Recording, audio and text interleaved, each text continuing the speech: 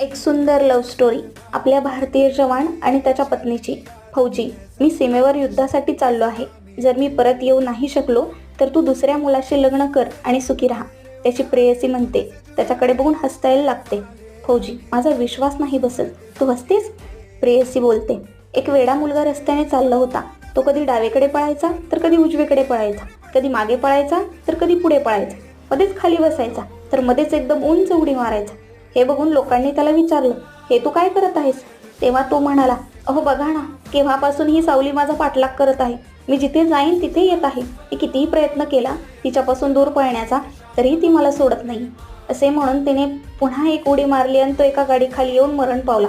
तरी त्याची सावली त्याच्या देहाबरोबर गेली. आणि मग म्हणते, अरे वेड्या, अशी मीही तुझी सावली आहे रे. तू माझ्या आई जातोयस तर मी तुझी विधवा होऊन तुझ्या आईबाबांची सेवा करीन. असा असतो